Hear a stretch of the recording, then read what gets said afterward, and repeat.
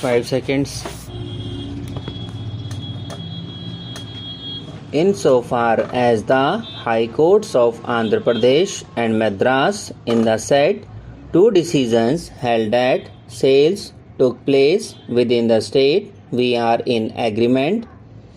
The court finally concluded as the short question, therefore, that arises in all these matters is whether sale of the goods in question took place within the territory of Tamil Nadu.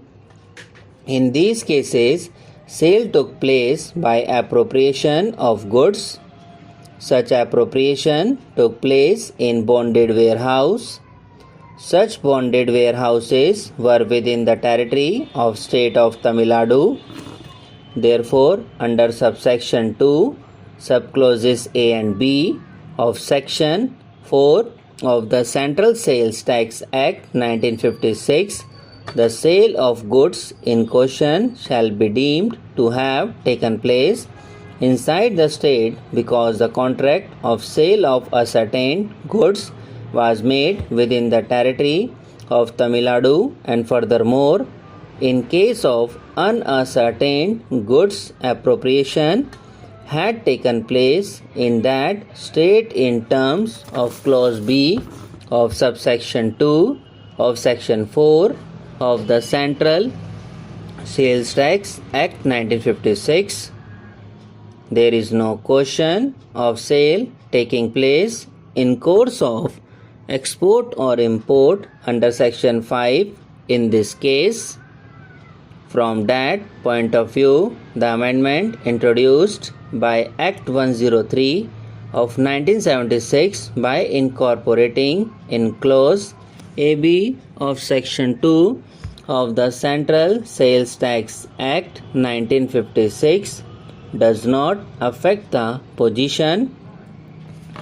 In this connection, reference may be made from the observations of this court in Burma Shell Oil Storage Limited, where it has been held that customs barrier does not set a tribunal limit to the territory of the state for sales tax purposes. Sale, therefore, beyond the customs barrier is still a sale within the state. The amendment introduced in section 2 by the Act 103 of 1976 does not affect the position because the custom situation is within the state of Tamil Nadu. That question might have been relevant if we're considering the case of sale by the transfer of documents of title to the goods as contemplated by section 5 of the Central Sales Tax Act.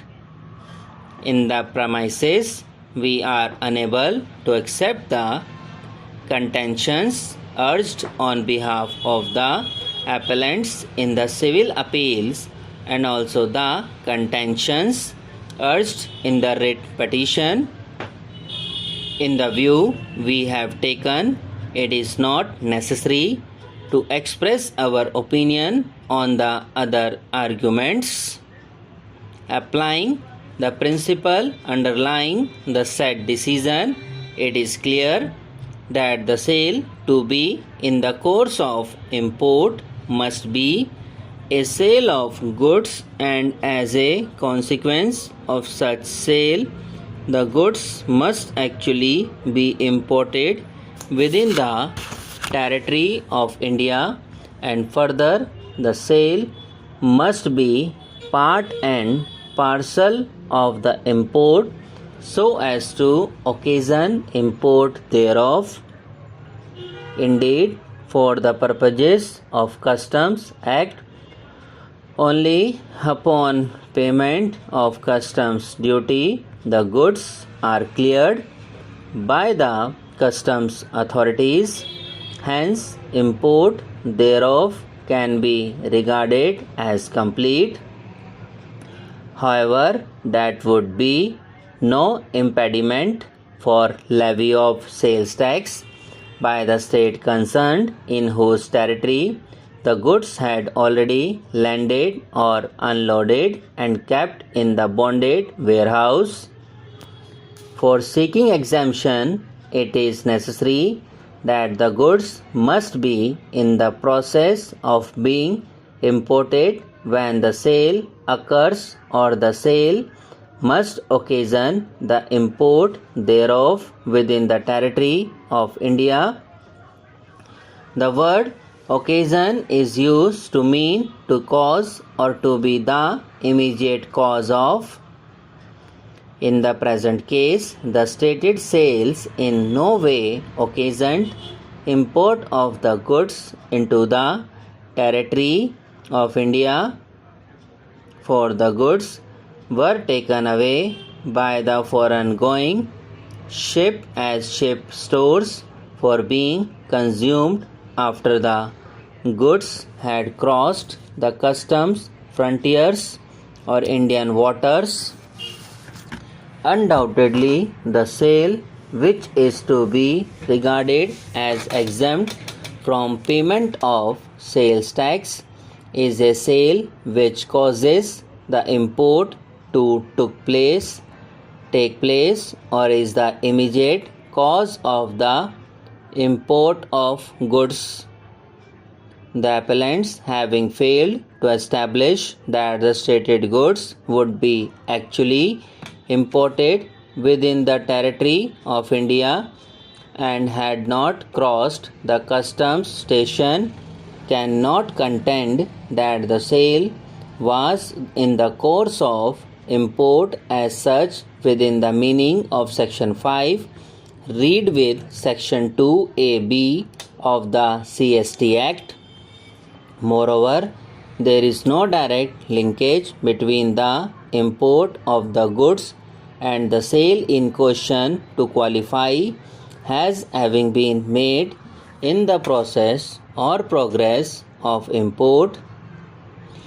We may usefully advert to section 5 of the CST Act, which says a sale or purchase of goods shall be deemed to take place in the course of the export of the goods out of the territory of India only if the sale or purchase either occasions such export or is affected by a transfer of documents. A sale or purchase of goods shall be deemed to took place in the course of the import of the goods into the territory of India only if the sale or purchase either occasions such import or is effected by a transfer of documents. Insofar as the High Courts of Andhra Pradesh and Madras in the said two decisions held that sales took place within the state, we are in agreement. The court finally concluded as the short question, therefore, that arises in all these matters is whether sale of the goods in question took place within the territory of Tamil Nadu. In these cases, sale took place by appropriation of goods. Such appropriation took place in bonded warehouse.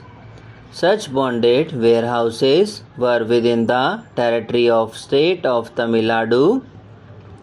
Therefore, under subsection 2, subclauses A and B of section 4 of the Central Sales Tax Act 1956, the sale of goods in question shall be deemed to have taken place inside the state because the contract of sale of ascertained goods was made within the territory of Tamil Nadu, and furthermore, in case of unascertained goods, appropriation had taken place in that states in terms of clause B of subsection 2 of section 4 of the Central Sales Tax Act 1956.